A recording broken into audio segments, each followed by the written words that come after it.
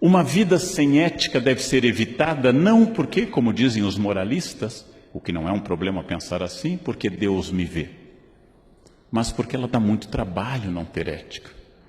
Eu tenho um amigo que trai a esposa e me disse que ele tem que ter um cuidado com o WhatsApp, porque aquilo vai para a nuvem chove em algum lugar e tem que apagar, e dá memória RAM, e dá memória, tem que ter um domínio de hacker para poder eliminar, porque uma mensagem no WhatsApp é que nem herpes, ela volta, você não sabe, ela reaparece.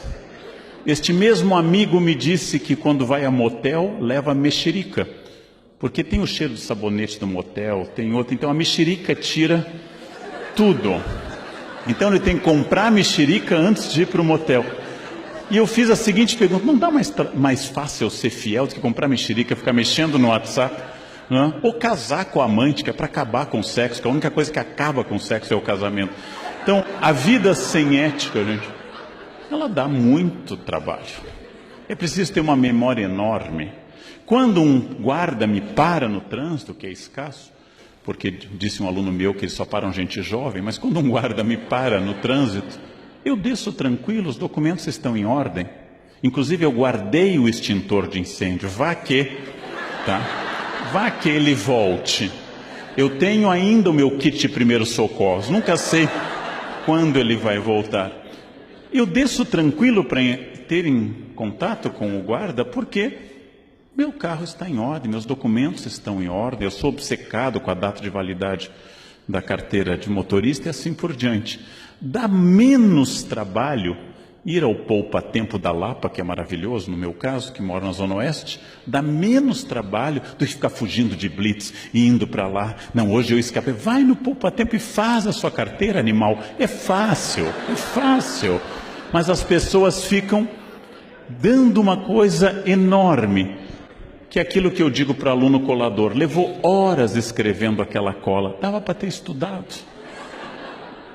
A junção da tradição moral que formou o Ocidente com a reflexão ética sugerida pela filosofia, que forma o caráter bom ou mal das pessoas, torna aquilo que o Luc Ferry, num livro, chama de vida válida. Bauman, ainda utilizando seu conceito anterior a 1985, chama de ética pós-moderna. Este pequeno livro que a editora Paulus traduziu faz essa reflexão importante. Como ser ético no mundo onde hoje ser ético é igual a ser babaca? Como ser honesto no mundo onde desonestidade leva longe na carreira política? Como defender valores neste mundo? O Bauman responde algumas dessas questões que eu recomendo aos senhores. Encaminhando para uma conclusão, temos que pensar que vivemos hoje, em outubro de 2015, um naufrágio ético. Os poderes públicos disputam de tal forma que vocês devem lembrar que, caindo a presidente e o vice, quem assume é o Cunha. Olhem a nossa situação. Se vocês não gostarem de Beelzebub, Satanás está esperando. Eu recomendaria como lição de casa que vocês estudassem a biografia do vice-presidente da Câmara, que é a opção que vem depois do Cunha. Para quem quiser se sentir deprimido mesmo hoje, estudem isso. As pessoas protestavam pela falta de ética colocando a camiseta da CBF e da FIFA, e iam para a Paulista, duas instituições afogadas na falta de ética. E finalmente o mundo empresarial, porque de forma até positiva, é inédito no Brasil, nós paramos de falar da corrupção passiva, que é a do político, e passamos a tratar da corrupção ativa, que é a do empresário. Isso é muito importante. Começamos a perceber o outro elo, que o indivíduo e a sociedade agora podem ver com clareza essa ambiguidade possível. E lembrando aos senhores o que eu aprendi em Brasília dando essa palestra. Se nós temos hoje denúncias brutais sobre a Petrobras há um mês bateu o recorde de produção de petróleo no Brasil, 2,4 milhões de barris por dia. O que significa isso? Que a maioria da Petrobras é formada de trabalhadores como nós, dando um esforço titânico numas plataformas isoladas do mundo para que nós tenhamos chegado a esse número assombroso de 2,4 milhões de barris por dia. Ou seja, que nós ficamos olhando para as diretorias, esquecemos que aqui nessa sala, em todas as salas, o Brasil continua existindo, porque a maioria dos brasileiros é honesta, paga seus impostos, tenta evitar multas, quando leva a multa, paga suas multas e vive a sua vida em torno de trabalho, família e valores éticos. E isto é uma coisa que nós esquecemos porque nós passamos a confundir o Estado com a sociedade. Nós esquecemos deste detalhe.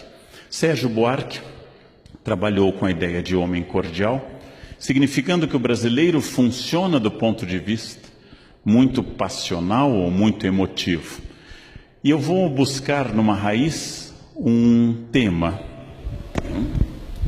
Vou buscar numa raiz um tema que é a Carta de Caminha. Caminha escreveu o primeiro documento sobre o Brasil e ao final da Carta do Caminha ele diz que a terra foi descoberta, das suas características, e diz o seguinte: ele pede ao rei que mande vir da ilha de São Tomé a Jorge de Osório, meu genro. Ele está pedindo ao rei um emprego para um familiar. Não é corrupção, porque no antigo regime não há concurso público. Ele não está infringindo uma regra. A única forma de ser contratado é a indicação real. Mas o Brasil começa com essa relação pessoal. Professor, o senhor vai tirar minha prova? Eu achei que nós éramos amigos. E eu respondo, amigos sim, cúmplices não. Quer dizer, a ética não depende da minha relação afetiva com você. Ela depende de regras morais. Muitas vezes eu achei que o senhor gostasse de mim, eu gosto de você, mas eu odeio o deslize ético. É uma pergunta comum no Brasil. E para piorar, isto é muito importante nós termos claro. Nós somos o país que manteve por 388 anos, dos nossos 515, a barbárie da escravidão. O que significa? Que, em primeiro lugar, o campo do trabalho foi contaminado pela noção de que trabalho é coisa de escravo. Até hoje, quando se sai para dar aula, alguém canta na sala dos professores, lê, lê, lê, lê, lê, a música da Isaura. Quem não lembra, anota que o tio fala depois disso também. O fato de que uma parte da sociedade portuguesa e brasileira se achou no direito de trazer seres humanos à força, através de uma viagem fatal na África, e submetê-los a um serviço não remunerado e aviltante de destruição do valor humano, explica essa imagem do início do século XIX, explica por que é que os operários do Brasil começaram a ganhar direitos em 1930 e as domésticas ganharam os direitos plenos em 2015. Fundo de garantia foi aprovado este ano. É a sobrevivência da barbárie da escravidão. É a sobrevivência da ideia denunciada de forma suave em filmes como Que Horas Que Ela Volta, com a Regina Casé, que eu recomendo aos senhores, denunciada essa desigualdade, essa desumanidade, que nós transformamos essa herança bárbara. Se um branco for às compras ou ao passeio, com dois outros seres humanos carregando, um levando o lanche atrás, uma senhora, e outro guarda-chuva, essa é uma ideia que marcou as relações de trabalho pela falta de ética até hoje. Então nós temos que superar uma herança específica do Brasil, que é a herança da escravidão, que é a ideia que possa haver seres humanos inferiores, que possa haver seres humanos pelos quais eu deva fazer luto e outros pelos quais eu não preciso fazer luto, que uma chacina em Osasco não tem o peso se uma chacina que ocorresse no Oscar Freire. Nós continuamos contaminados por essa barbárie. Este é um dos defeitos éticos brasileiros, um dos mais graves. Nós selecionamos quais os seres humanos pelos quais é digno fazer luto ou não fazer luto. Isso tem a ver com essa tradição. Para piorar, é muito difícil trabalhar num país onde, segundo tanto da Mata como Richard Morse, nós afastamos o significado do significante na fala. Em outras palavras, onde a pessoa que me diz, eu vou estar chegando tipo umas 9, seja qualquer coisa entre 9 e a segunda vinda de Jesus, ou seja, que eu não tenha a menor ideia a esse respeito. O fato de que nossa fala não contém ação concreta, Quem pode fazer esse relatório? Ela não contém ação concreta, é uma grande questão. E o problema eterno, o mais grave, aquele que mais nós devíamos deter, é o duplo discurso de exigência ética absoluta para os outros, especialmente para os governantes, o que é correto, mas uma frouxidão absoluta com a exigência da minha ética. Ou seja, a ética dos outros é uma ética duríssima, a minha ética é uma ética frouxa. Quando eu começar a pensar objetivamente, que é muito grave, talvez seja a coisa mais grave, alguém desviar dinheiro público para benefício privado, é menos grave, mas continua sendo grave, estacionar na vaga de idoso ou de cadeirante. É menos grave, prejudica menos gente, mas continua sendo um deslize ético. É muito grave furar a fila. É muito grave comprar carteira de estudante para ter direito à meia entrada. É muito grave fazer essas coisas. Não é a coisa mais grave do mundo. A podridão política tira dinheiro da merenda escolar para o apartamento em Miami. Isto é o limite da barbárie. Por que ser ético? Por que seguir a ética? Por que tentar ser bom? Por que implantar normas? Talvez o mais fácil seja respondendo com países onde a resposta foi não, que é a Síria. A Síria deu não a essas respostas. Não quero dialogar com você, não quero estabelecer contato ético, não respeito seu direito à existência.